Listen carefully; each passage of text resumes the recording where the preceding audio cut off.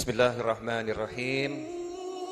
Alhamdulillahi rabbil alamin. Allahumma salli wa sallim ala sayyidina Muhammadin iftahi babi rahmatillah adada ma fi ilmillah salatan wa salaman daimain bidawami mulkillah wa ala alihi wa sahbihi. Allahumma salli ala sayyidina Muhammadin salatan taftahu biha lana futuhal arifin wa tufaqihuna biha fiddin wa ala alihi wa sahbihi. Assalamualaikum warahmatullahi wabarakatuh. Pertama-tama alhamdulillah bisa kumpul di majelis Rasulullah. Namanya kan sudah buat kita keder, majelis Rasulullah. Mudah-mudahan kita dikumpulkan bersama Rasulullah SAW di dunia ini sebelum di akhirat nanti, dalam keadaan Rasul ridho dan senang dengan kita semua. Amin Allahumma amin. Di dunia dalam mimpi maupun dalam keadaan di luar mimpi. Ya, sedangkan beliau senang dengan kita semua. Amin Allahumma amin. Kata guru saya, kalau minta jangan nanggung-nanggung. Kadang-kadang kita ini banyak dosa, pengennya cuma mimpi. Udah minta mimpi Rasul saja. Kalau kita begitu kan berarti bukan lihat yang memberi. Jadi kalau mau minta itu adabnya lihat yang memberi siapa. Lihat yang memberi siapa. Nah kita kan minta sama Allah, yang ngasih siapa? Allah. Nah Allah itu ngasih sesuai kemampuan yang minta atau sesuai kemampuan yang memberi? Kemampuan yang memberi. Makanya kalau meminta sama Allah jangan pernah lihat dosa-dosa kita. Kalau kita minta sama Allah lihat dosa-dosa kita, nanti enggak jadi minta. Enggak layak, enggak pantas, kaget dosa gitu kan ya. Akhirnya mundur, enggak jadi minta. Kalau minta sama Allah adabnya, Allah enggak ngasih syarat ud'uni astajib lakum. Allah enggak bilang, "Hei yang taat, minta sama aku kasih. Yang maksiat jangan minta ya." Nah, saya enggak akan kasih, enggak ada. Ud'uni astajib lakum. Minta sama aku, panggil aku, pasti aku jawab panggilan kalian. Dan itu sudah dipraktekkan sama iblis. Nah repotnya ini iblis yang kita tiru sombongnya, doanya tidak. Sombongnya yang jelek kita tiru, naudzubillah min dzalik. Tapi ada yang dilakukan iblis yang bukan sombong, yaitu berani minta sama Allah setelah dilaknat. Setelah iblis dilaknat, setelah iblis dilaknat, iblis itu berani loh minta sama Allah, ya Allah panjangkan umur saya. Masya Allah, habis dilaknat minta panjang umur. Andzirni, tolong tunda, panjangkan umur saya, jangan turunkan azab buat saya sekarang, jangan siksa saya di neraka sekarang. Ya saya paham, saya bakal disiksa, tapi tolong ya Allah ditunda dulu sampai hari kebangkitan. Saya nggak mau masuk neraka sendiri, saya tak ajak teman. Sama Allah dikabulkan tuh permohonannya, sekaligus sama Allah dijadikan sebagai alat untuk muji hamba-hambanya. Udah kamu bisa goda kecuali hamba-hambaku yang mukhlasin, yang aku jadikan ikhlas. Insya Allah kita semua tercatat sebagai hamba-hamba yang mukhlasin. Amin Allahumma amin. Makanya saya tadi mintanya nggak nanggung-nanggung, nggak sekedar minta kumpul di akhirat, minta kumpul di dunia sama Nabi Muhammad SAW. Minta kumpul di dunia nggak nanggung-nanggung, nggak sekedar mimpi, tapi pengen bisa ketemu di luar mimpi. Begitulah dulu para ulama mengajarkan, kalau minta jangan nanggung. Janganlah meminta sesuai mampumu, karena Allah memberi sesuai mampunya. Kalau kita minta sesuai mampu kita, berarti kita meremehkan kemampuannya Allah Subhanahu wa taala. Gak mungkin saya bisa. Ya Allah akan bilang, yang ngasih kamu atau saya? Gara-gara kita ngomong gak mungkin, sama Allah gak dikasih. Kenapa? Meremehkan kemahamampuan Allah Subhanahu wa ta'ala. Mudah-mudahan qabul, amin. Dan tadi saya didoakan banyak, mudah-mudahan yang mendoakan dapat lebih banyak daripada yang didoakan, amin. Itu jawaban paling pendek. Nah, tapi mencakup semuanya, Habib. Habib Muhammad bin Anis ini Habib yang sumeh sumeringah. Jadi kalau jenengan sumpek pandang wajah beliau, hilang sumpeknya. Praktekno gak percaya. Jadi kalau yang sumpek-sumpek silahkan lihat wajahnya Habib Muhammad bin Anis. Jangan lihat wajah saya. Ya, lihat wajah beliau. Insya Allah sumpeknya hilang. Karena sumringah, senyumnya itu lain daripada yang lain. Ya. Ini judulnya majelis rayu merayu. Ketika dua kekasih bertemu, tiada kata seindah rayuan di antara mereka. Kan gitu ya, asyik. Udah lama Bib, nggak gini Bib. Ya, saya biasanya online. Saya itu offline hanya mau di MRBG, di Bintaro Jaya sana. Selain itu saya nggak pernah mau diundang offline, kemanapun nggak mau. Saya judulnya ini nggak datang pengajian, enggak. Hadir nemui Habib Muhammad bin Anis.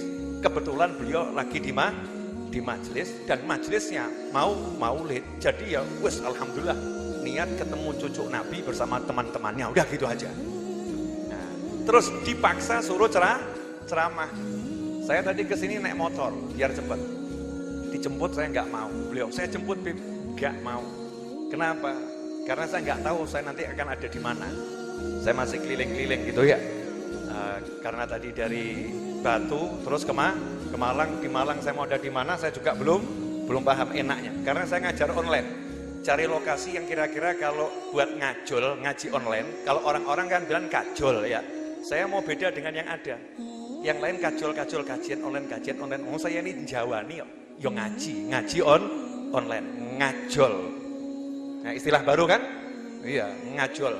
Saya banyak ngajar online, jadinya cari tempat yang kira-kira enak buat ngajar online. Dan sekarang pun saya lagi ngajar online.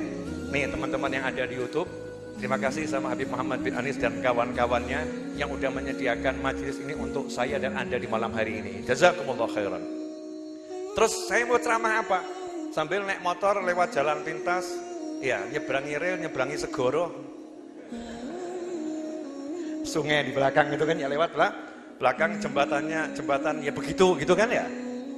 Terus nyampe di sini mau ceramah apa? Kebetulan tadi saya ketemu sepupu saya yang udah nggak ketemu bertahun-tahun di depan sana. Nah itulah yang mengilhami apa yang akan saya sampaikan. Mengutip kalimat dari Sayyidina Imam Ali Zainal Abidin radhiyallahu anhu. Beliau berkata, "Innallaha khaba'a thalathan fi thalath." Sesungguhnya Allah menyembunyikan 3 hal di dalam 3 hal. Saya yakin semua udah pernah dengar kalimat mulia ini karena diucapkan oleh cucu Nabi yang mulia, As-Sajjad, Sayyidina Ali Zainal Abidin radhiyallahu anhu. Innallaha khaba'a thalathan fi thalath. Allah menyembunyikan 3 hal dalam 3 hal. Khaba'a ridahu fi ta'atih fala tahqiru min ta'atihi syai'a. Fala alla ridahu fihi. Allah menyembunyikan keridhoannya dalam ketaatan kepada Allah. Karena itu jangan pernah meremehkan ketaatan kepada Allah bentuknya seperti apapun. Sekecil apapun, ya bentuknya seperti apapun, jangan pernah diremehkan. Bisa jadi justru saat itulah kamu diridhoi Allah Ta'ala. Ya, contohnya Imam Ghazali rahimahullah ngarang kitab Ihya Ulumuddin ya, dan ngarang kitab-kitab yang lain, itu semua taat. Ibadahnya Imam Ghazali luar biasa. Tapi ternyata setelah beliau meninggal dunia ditanya, apa yang paling menyelamatkanmu di akhirat sana? Jawabannya lalat. Laler ya, lalat. Yang minum tinta ketika saya nulis. Ketika saya nulis, tintanya mampir ke pena saya yang ada di tempat tinta. Terus saat itu saya mau angkat pena saya, khawatir lalatnya terbang. Saya lihat lalatnya lagi minum, kesian, biar puas minumnya. Setelah dia puas minum, dia terbang, baru saya melanjutkan nulis. Gara-gara yang satu itu, Allah ampuni semua kesalahan saya dan Allah muliakan saya semulia-mulianya. Bukan berarti amalan Imam Ghazali yang lain gak manfaat, semuanya manfaat. Tapi yang satu ini kan dipandang remeh gitu ya, dipandang remeh, dibanding tahajud, ya, dibanding baca Al-Quran yang khatam mungkin ribuan kali, dibanding mungkin istighfar yang jutaan kali, atau solawat setiap hari puluhan ribu kali, mungkin yang begini dipandang remeh. Ternyata ridhahu fih, di situ letak Allah meridhoi kita. Makanya jangan pernah meremehkan amal kita atau amal orang lain, sekecil apapun. Misal ada teman kita kok gak pernah pengajian MR, gak pernah ikut MR, gak pernah.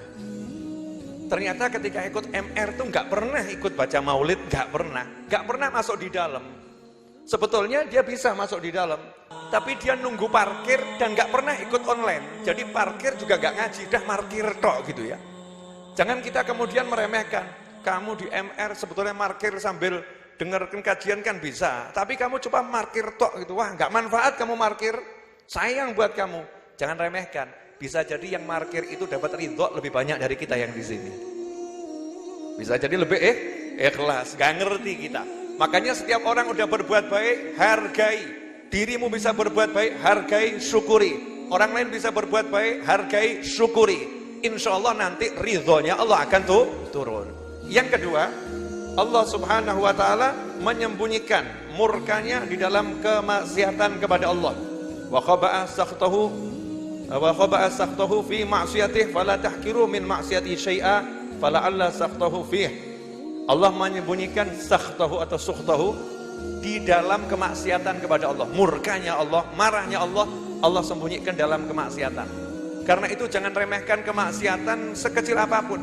Bisa jadi maksiat yang kita pandang kecil, itu saat itu Allah lagi marah.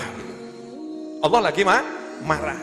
Sehingga naudzubillah min dzalik, celaka kita karena mendapat marahnya Allah subhanahu wa ta'ala. Jangan pernah membanding-bandingkan dosa. Dosa kecil, itu dosa besar. Ini dosa kecil. Cuma lihat cewek, dosa kecil. Bukan dosa besar, dosa kecil. Jangan kamu anggap itu dosa kecil. Setiap kesalahan kepada Allah adalah besar. Berani sama Allah berarti besar. Ulama membagi dosa besar dan dosa kecil itu hanya untuk menenteramkan jiwa kita. Yang kecil-kecil itu insya Allah udah dimaafkan. Dengan kamu sholat 5 waktu, insya Allah udah dimaafkan. Tapi bukan ngajarin kita berani sama Allah. Kalau dosa kecil gak apa-apa, lakuin aja. Kurang ajar bener ini. Gak ada ajaran seperti itu. Semua maksiat harus dihindari. Terutama upaya meremehkan dosa kecil harus disingkirkan. Siapa tahu dalam kemaksiatan kita yang kecil, di situ Allah murka. Dan nasihat ini cocok buat orang-orang yang ahli ibadah, ahli ilmu. Kenapa? Mungkin ahli ibadah, ahli ilmu kita-kita ini, yang ahli majelis merasa, alhamdulillah saya zina enggak. Saya mencuri enggak. Saya mabuk enggak. Saya aman-aman saja. Saya paling cuma lihat cewek. Yang cewek paling lihat cowok. Paling cuma gitu-gitu. Beres dosa-dosa kita, selesai. Ini bahaya ini. Bisa jadi kamu ketika melihat perempuan yang haram tadi, Allah lagi murka sama kamu lebih daripada murkanya sama wanita lagi zina. Naudzubillah min dzalik. Ngeri. Jangan meremehkan maksiat sekecil apapun. Nah, yang terakhir ini, karena waktu terbatas. Terima kasih kepada Corona yang membuat kajian menjadi singkat. Iya kan ya? Terima kasih kepada Corona yang membuat kajian online begitu dinikmati, ya.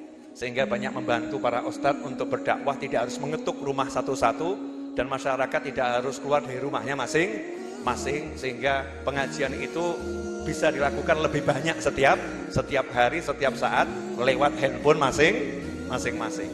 Yang ketiga, kata Sayyidina Ali Zainal Abidin radhiyallahu anhu, wa khaba'a wilayatahu fi khalqih. Allah menyembunyikan derajat kewalian itu, wali-wali Allah disembunyikan di tengah-tengah makhluknya Allah. Karena itu, fala tahkiru min ibadihi ahadan. Jangan sekali-kali meremehkan hamba Allah, karena bisa jadi yang kamu remehkan itu adalah wali Allah, orang yang dipilih sebagai wali Allah. Nah, ini yang mengilhami saya. Ini jangan-jangan walinya ada yang di belakang. Jangan-jangan walinya yang nabuh rebana. Jangan-jangan walinya yang nata mic, yang angkat podium ini. Kamu jangan kemudian memuliakan saya, lihat yang angkat mic, angkat podium, kamu anggap, alah, bagian angkat-angkat podium. Walinya Dewi. Kalau walinya dia bagaimana? Mungkin walinya yang lagi bagian ngosek WC, itu walinya. Kita nggak ngerti. Wali Allah itu Allah sembunyikan di tengah-tengah hambanya. Allah akan menyembunyikan wali-walinya yang khusus. Kalau yang kelihatan-kelihatan itu kurang khusus. Ya kalau bahasa Jawanya diler. Ada wali yang diler. Paham ya? Semua orang boleh kenal. Wali. Itu rahmat untuk hamba-hamba Allah. Rahmat untuk hamba-hamba Allah. Biar mendekat para wali. Biar dapat barokahnya. Biar dapat rahmatnya Allah di situ. Dapat syafaatnya. Itu rahmat dari Allah untuk umat Islam. Umat Nabi Muhammad SAW. Tapi ada wali yang Allah sembunyikan. Kenapa disembunyikan? Kekasihnya Allah. Khusus. Nggak boleh setiap orang lihat, nggak boleh setiap orang tahu, disembunyikan khusus. Bisa jadi yang khusus ini pangkatnya di bawah yang umum. Yang umum bisa jadi pangkatnya lebih tinggi, seperti Nabi Khidir dengan Nabi Musa. Nabi Musa pangkatnya lebih tinggi daripada Nabi Khidir. Tapi Nabi Khidir alaihissalam sama Allah disembunyikan. Nabi Musa mau carinya pun dibuat susah. Suruh jalan kaki sampai ketemu pertemuan dua laut. Nah, pertemuan dua laut itu di mana? Alamatnya pakai ikan yang udah digoreng. Kalau ikannya hidup lagi ya di situ, kan susah kan ya? Tidak mudah. Untuk mendapatkannya, Nabi yang pangkatnya tinggi, Rasul yang pangkatnya tinggi, disuruh cari Nabi yang pangkatnya di bawahnya. Kenapa? Karena Nabi yang satu itu kekasih Allah, punya keistimewaan tersendiri yang gak dimiliki Nabi yang lain. Di tengah-tengah Anda ini yakin ada wali-wali Allah. Mulai batin, ojo-ojo aku yuk. Iya gitu loh mentalnya, semangatnya gitu. Kelihatannya saya itu, wali Allahnya kelihatannya saya. Karena Habib Ali Al-Habsyi Sahibil Maulid Simtudurar mengatakan, "Ittaqid, yakinilah kalau kamu bagian dari wali Allah. Minta sama Allah, ya Allah jadikan aku walimu gitu. Pede aja, insya Allah saya wali Allah." Husnudzonnya kita sama Allah segede itu. Ya nanti insya Allah jadi betul, walaupun sekarang wali murid ya. Wali nikah belum, masih muda-muda gitu ya. Ya ini siap dinikah tapi bukan wali nikah. Nah, ini tiga hal ini. Taat itu ada ridho, maksiat ada murka, di hamba-hamba Allah ada kekasih-kekasih Allah. Akhirnya menimbulkan sikap apa? Kita husnudzon kepada semua umat Nabi Muhammad SAW. Ya, akan menyayangi semua umatnya Rasulullah SAW. Husnudzon. Tapi husnudzon ini pakai ilmu loh ya. Jangan lihat orang mabuk terus husnudzon. Insya Allah wali. Gak begitu. Lihat orang, lihat orang zina, orang zina di alun-alun, lihat orang zina. Bukan terduga zina ya, lihat orang zina. Ini wali Allah ini. Enggak seperti itu, kemudian enggak dinasehati, ya kemudian enggak amar ma'ruf nahi mungkar, salah. Husnudzonnya, kalau lihat orang maksiat, husnudzonnya adalah insya Allah ini calon-calon wali. Ya, calon-calon wali, insya Allah dia pangkatnya lebih tinggi dari saya. Insya Allah. Tapi ya dia punya kesalahan yang saya harus nasihati. Harus nasihatin. Jadi nasihat itu baik wali nggak wali wajib terima nasihat. Wali nggak terima nasihat batal kewaliannya. Jadi kamu kalau lihat kok ada Habib dinasihatin nggak mau, kewaliannya batal. Lihat ada satu guru dinasihatin nggak mau, kewaliannya batal. Kenapa? Gak ada wali Allah sombong, nggak ada. Al-kibru batrul haq wa ghamtun nas. Yang namanya kibir, kata Nabi Muhammad SAW, adalah tidak mau menerima nasihat yang benar dari orang lain.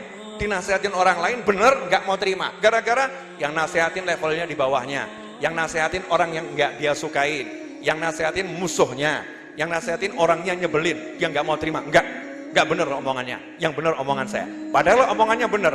Saat itulah batal kewaliannya. Karena Allah nggak akan mengangkat seorang wali dari orang yang punya hati sombong. Syarat utama untuk mendapatkan surganya Allah Ta'ala, baik di jannah maupun surga di dunia, maupun jannatul ma'rifah di hati, tidak ada rasa sombong dalam hati. La yadkhulul jannata man kana fi qalbi mithqalu dzarratin minal kibir. Tidak akan masuk surga seseorang yang di hatinya ada sifat sombong sekecil apapun. Hadits ini punya banyak makna, di antara takwilnya ya. Di antara takwilnya termasuk la yadkhul jannatal ma'rifah, enggak akan masuk surga ma'rifah orang yang hatinya ada sombong, enggak bisa. Syaratnya harus tawadhu dan tawadhu dan tawadhu, merendahkan diri terus serendah-rendahnya, nanti akan dibuka oleh Allah Ta'ala surga-surga di dunia ini sebelum surga yang paling nyata di akhirat. Enggak akhir-akhir ya. 19 menit Beb sudah nih, tambah sedikit boleh ya. Nah, terus Pak RT boleh ya Pak RT ya? Insyaallah boleh ya, aman. Kata Habib Muhammad bin Anis, kata Pak RT boleh ya. Tambah 1 menit lagi Bu, boleh. 1 menit waktu akhirat insyaallah. Ya, al-yawm inda rabbik, satu hari di Tuhanmu, ka'afisanatin 5 tahun. Ya, silahkan dihitung sendiri kalkulatornya.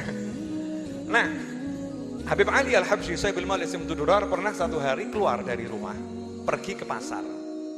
Ya, ini wali itu juga pergi ke pasar. Kalau zaman sekarang ke mall.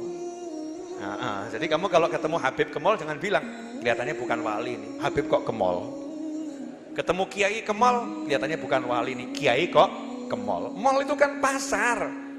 Just pasar gitu ya. Jangan terlampau mendewa-dewakan mall. Mall is pasar. Kok terlampau dibuat mall? Wow, mall. Mall itu pasar ya. Pergi ke pasar. Cuman ada pasar tradisional, ada pasar modern. Masing-masing punya kepentingan sendiri dan kesenangan sendiri. Nah ini pasar Sewun, ke pasar Sewun. Nah waktu masuk pasar Sewun itu ada penjual ikan asin. Jadi kalau sekarang ini di sini apa ya? Ikan P gitu ya. Ikan P, iwak P, teri gitu kan ya. Kemudian salmon, enggak, salmon terlampau mewah. Adiknya salmon itu apa? Hah? Yang biasa buat enggak apa? Tongkol. Bahasa modernnya tongkol apa? Tuna ya, kerennya tuna. Tuna kan rodok mirip sama salmon, mirip. Rasanya juga punya keenakan sendiri. Cuman nasabnya salmon lebih tinggi daripada tuna. Makanya di meja makan yang besar-besar itu yang digelar adalah salmon. Kalau untuk santri cukup tuna. Ya, tuna itu kalau kita hari Jumat dulu makan tuna, Masya Allah di pondok, nikmatnya luar biasa. Itu saya waktu di pondok kalau udah keluar tuna, salmon. Rasa salmon. Nah, masuk ini di pasar ada orang jual tadi itu ikan asin dan segalanya. Cuman Habib Ali Habsyi Sobil Maulid radhiyallahu anhu saat itu kaget. Nah, kok salmon aromanya aroma gaharu? Harum. Kok enggak aroma salmon ya? Enggak aroma tuna, enggak aroma teri, enggak aroma iwak P, enggak aroma ikan asin. Kok aromanya harumnya luar biasa. Enggak mungkin hidung saya salah. Hidungnya Habib Ali Habsyi hidung wali. Kalau hidung kamu hidung corona. Enggak ngambu apa-apa gitu kayak. Rasulullah datang ya enggak ngambu apa-apa. Rasulullah hadir enggak nyium apa-apa. Bahkan enggak lihat. Ya ruh mudul ayan, kata Habib Ali, sing motone beleken gitu ya. Yang matanya beleken, bukan Rasul enggak hadir, Rasulnya hadir, kamunya enggak lihat kan gitu. Kitanya enggak lihat, Rasulnya hadir, kamunya enggak mencium aromanya. Kenapa? Saking weleke irunge awake dhewe. Saking jeleknya hidung kita. Jangan salahkan itu apa namanya obat yang untuk pel namanya apa? Wipol dan kawan-kawannya itu loh. Itu orang-orang yang kena gejala corona kan penciumannya hilang. Ngeceknya kan dikasih Wipol dan kawan-kawannya. Gak mampu itu katanya itu ya. Gak mampu. Padahal itu kan aromanya luar biasa. Jangan bilang ini Wipol dan kawan-kawan palsu, gak palsu. Irungmu bermasalah. Hidungmu bermasalah. Hidungnya Habib Ali Al-Habsyi Sobil Maulid Simtudur, hidungnya wali. Penciumannya lain. Walaupun ketemu penjual ikan asin yang dicium aroma kewaliannya. Harum. Kok tidak ada aroma ikan asin? Nah, yang penjual ikan asin juga paham. Ono sing ngambu-ngambu aku. Ada yang mengendus-endus saya, ada yang mencium-cium aroma saya. Begitu Habib Ali Habsyi mendekat, radhiyallahu anhu mendekat, penjual ikan asinnya langsung ngomong, jangan buka rahasia saya. Tak rampung no dodolanku sih. Saya selesaikan jualan saya dulu. Nanti kita ngobrol di dalam rumah. Masya Allah. Wali ketemu wali. Asik ya? Tenang dulu. Jangan buka rahasia. Ini wali yang disembunyikan di kota Sewun. Sewun itu di zaman Habib Ali Habsyi kotanya para wali sampai sekarang. Kotanya para wali. Nah kok Habib Ali Habsyi sampai dari rumahnya tidak bisa mengendus kewaliannya wali yang satu ini. Sama Allah kalau disembunyikan luar biasa sampai Habib Ali nggak tahu ada wali besar di pasar. Memang begitu rahmatnya Allah Ta'ala. Ini yang cerita Habib Ali sendiri. Jadi ada wali-wali yang disembunyikan. Selesai rampung jualan, diajak masuk ke dalam, Habib Ali ditanyain sama wali tadi, mau ngobrol bab apa? Bab Allah atau bab Nabi Muhammad? Allahumma sholli alaihi. Nah, coba kalau kita mau ngobrol bab apa? Nikah satu atau nikah dua kan gitu. Kalau kita kan hawa nafsu dok isinya nafsu. Ini lain, wali ketemu wali. Mau ngobrol bab tentang Allah atau tentang kekasih Allah baginda Muhammad SAW? Jawabannya Habib Ali Habsyi, kita mau ngobrolkan Allah tapi lewat pintunya, lewat Nabi Muhammad SAW. Jadi lewat Rasulullah dulu baru ngobrolkan Allah. Kata Habib Ali Habsyi, dia menjelaskan suatu ilmu yang saya belum pernah dengar. ilmu tentang ma'rifah, kasyaf, ilmu tingkat pol gitu ya, ilmu langit yang pol, yang saya belum pernah dengar. Padahal Habib Ali Habsyi ini muridnya Habib Abu Bakar Al-Attas yang ilmunya luar biasa. Ketemu ulama-ulama besar, ngomong, saya nggak pernah dengar ilmu yang seperti ini. Disembunyikan sama Allah. Wali Allah di tengah pasar. Makanya aku nang pasar jauh suudon. Itu di mall itu saya ketemu banyak wali di mall. Ya bisa, kok bisa Habib? Iya. Saya masuk mall baru duduk makan, tiba-tiba datang pelayannya mengatakan, Habib boleh minta foto? Oh, tengah mall kok minta foto? Saya tanya, kamu siapa? Saya lulusan dari pondok pesantren ini. Loh, Masya Allah. Wali ini sing masak itu. Lulusan pondok, ada yang saya pernah ketemu lulusan dari Lirboyo pernah, lulusan Sidogiri pernah. Karena santri itu kan kerja apapun yang penting halal. Jadi ingat di Hadramut, di Kota Tarim, di Sewon, yang di pasar itu, yang jualan itu hatam kitab-kitab fikih yang besar-besar. Ngobrolnya ngobrol ilmu. Jadi ojo mbok remehno. Di mall-mallmu, di pasar-pasar itu insya Allah banyak wali, tapi ojo mbok niati. Kalau gitu malam minggu nge-mall deh. Wah, ngapain? Malam minggu, malam Senin nge-mall, cari wali Allah di sana. Saya kasih tahu lebih banyak wali Allah yang di masjid daripada di pasar. Maka lebih seringlah ke masjid daripada ke mall. Jangan salah menafsirkan pengajian malam hari ini. Terakhir. Entek-entek. Beb, nanti anak izin langsung jalan naik motor. Nanti kalau kita pengen ketemu lebih lanjut, WA. Iya. Saya akan tunjukkan tempat persembunyian saya kepadamu. Siapa tahu engkau punya waktu untuk berdua sekamar denganku. Jadi mahal ya, Habib Muhammad bin Anis kan mahal ya. Wah, masa saya mahal. Akhiran, boleh ya? Akhiran tapi bukan terakhir. Ya, jangan lupa tetap terus ikuti channel Habib Novel Al-Idrus. Ya, biar dapat update kajian-kajian. Nanti dilihat saja di sana ya, insya Allah. Pemirsa dimanapun Anda berada, alhamdulillah ini yang live bareng baru 805 Habib. Belum banyak. Ini kalau lebih lama lebih nambah lagi nanti. Nah biasanya setelah kajian ditonton sampai puluhan ribu biasanya. Terus dipotong sama teman-teman, yang potongannya itu yang nonton ratusan ribu. Jadi saya kalah tenar sama channel-channel yang lain. Kalau channel lain tuh yang penontonnya saya lihat, Masya Allah ditonton 500 ribu. Tak kira channel saya, channel orang lain. Alhamdulillah, itu namanya simbiosis mutualisme. Kerjasama antara individu yang saling menguntungkan. Itu berkat ini tidak tahu nih. Berapa banyak nanti orang yang akhirnya mencari wali-wali yang tersembunyi. Berapa banyak insya Allah orang yang jadi takut maksiat, terutama kita sendiri, yang kita sendiri. Dan semakin semangat untuk taat. Isoku iki kok, isoku ngepel masjid. Jangan khawatir. Zaman Nabi itu ada perempuan yang ngepel masjid. Ya kan kelihatannya biasa, tidak seperti Sayyidina Abu Bakar radhiyallahu anhu, enggak seperti Sayyidina Ali, enggak seperti Sayyidina Utsman bin Affan radhiyallahu anhum ajma'in. Ini wanita nenek-nenek ngepel masjid. Sampai sekarang saya belum ketemu yang mengikuti jejaknya ini. Ini banyak ibu-ibu RT RW itu kan ya punya perkumpulan ibu-ibu, tapi belum niru idenya ibu yang satu ini untuk buat tim yang bersihkan masjid. Nenek ini bersihkan masjid, meninggal dunia. Malam meninggal, dimakamkan. Pagi Nabi nanya, yang biasanya ngepel ini kok nggak ada kemana? Wafat semalam ya Rasulullah. Loh kok saya nggak dikasih tahu? Ya udah kami senggarakan jenazahnya, kami makamkan. Kami nggak ingin merepotkan Nabi Muhammad SAW. Ya nggak ingin merepotkan Rasulullah SAW. Maka Rasul nanya, makamnya di mana? Tunjukkan makamnya di mana. Rasul nggak cukup angkat tangan, ya Allah, aku ridho sama dia, cintai dia, ampuni dia. Enggak, dari dalam masjid Nabi yang doakan luar biasa. Tapi Nabi cari makamnya di mana? Disamperin oleh Nabi Muhammad SAW dan disolatkan hadir. Disolatkan hadir, satu didoakan. Pangkatnya apa? Ngepel masjidnya Nabi Muhammad SAW. Jadi kamu punya amal apapun, ojo minder. Amal saja. Seperti itu pelayan di pondoknya Habib Umar bin Hafid. Dulu ada yang meninggal.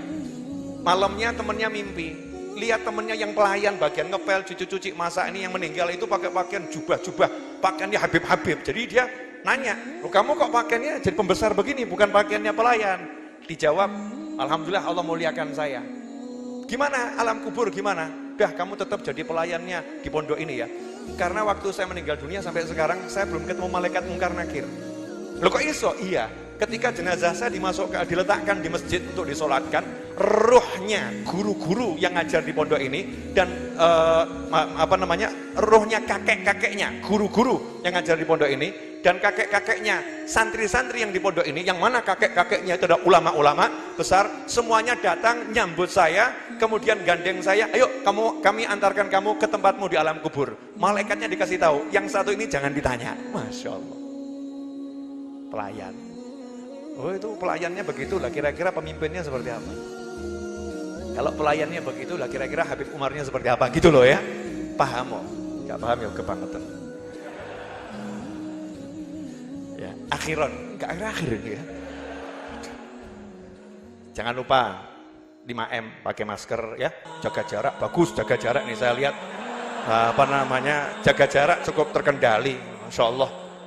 Saya yakin nih prokes di sini jalan dengan bagus ya pemirsa, di sini prokes jalan dengan sangat bagus sudah.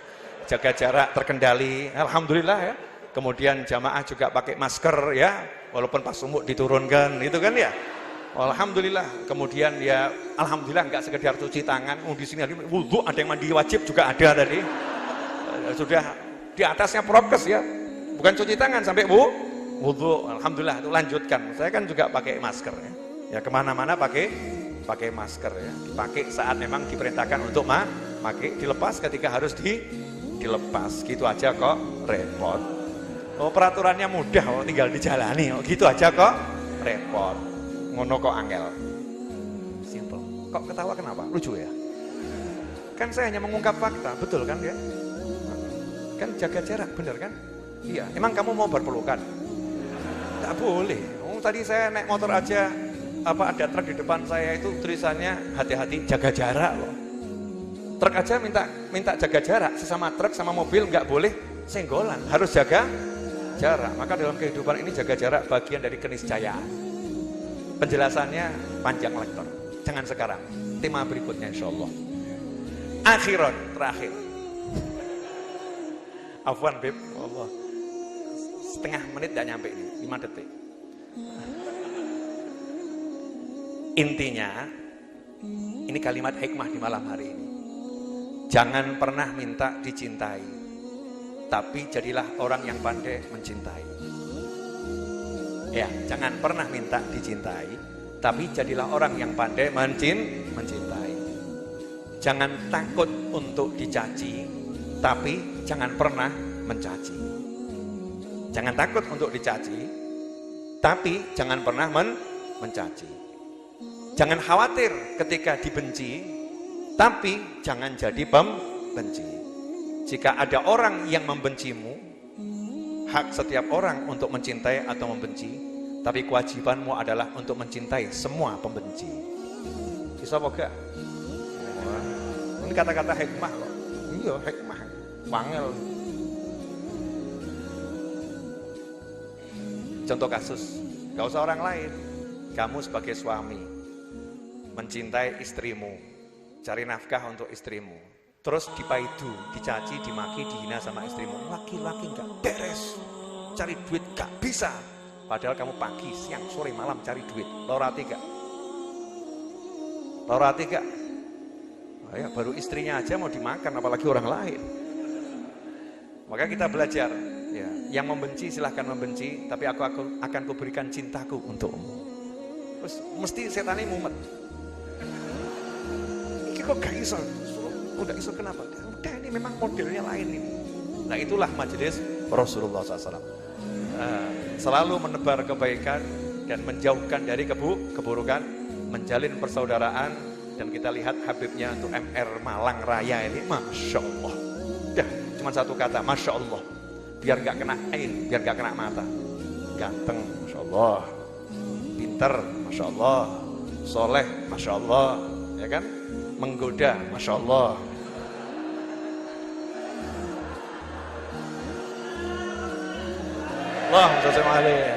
Alhamdulillah. Penting kan seneng ya. Zaman corona begini, obat yang terbaik adalah bahagia. Insya Allah kalau seneng itu virusnya itu ketemu jenengan, ketemu virusnya, oh Masya Allah, kaum bahagia. Aku tak apa-apa mbak awakmu. Aku mampir dulu tak lungo, gitu dia.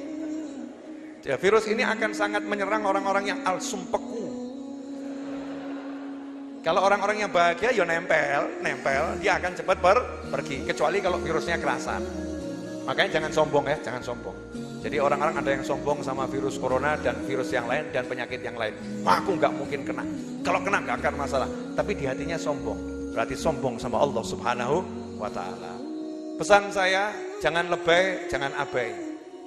Jangan lebay, jangan abai. Penyakit apapun jangan sampai kamu sakit. Kalau sakit berobatlah. Kan gitu ya. Jangan sampai sakit artinya apa? Jaga kesehatan, jangan jarak, jangan cari penyakit. Kalau sakit ya diobati. Nah itu insya Allah kita sudah menjalankan syariat yang benar. Hakadha wal afu minkum. Semoga berkah manfaat. Kurang lebih mohon maaf. Jazakumullah khairan. Untuk 900 pemirsa yang serentak dimanapun Anda berada, kalau pengen lihat Habib Muhammad bin Anis yang saya sebut tadi, nah ini orangnya. Sebentar. Tuh, insyaallah tuh. Nah, ganteng kan Habibnya? Tuh. Ya, saya kalah ganteng. Jazakumullah khairan. Nah, Saya kalah. Masya Allah. Dia kok nikah kakak, aku padahal aku ngaku adik ya. Alhamdulillah, habaib samih nih ya. Mohon maaf, anak tidak bisa hormat satu persatu. Doakan semoga semua umat Islam dimanapun berada selamat dan seluruh rakyat Indonesia dimanapun berada bahagia. Yang sakit jadi sehat untuk taat, ya, yang sehat tidak maksiat. Amin Allahumma amin. Wa afu minkum wassallallahu ala sayyidina Muhammadin wa alihi wasallam walhamdulillahirabbil alamin. Wassalamualaikum warahmatullahi wabarakatuh.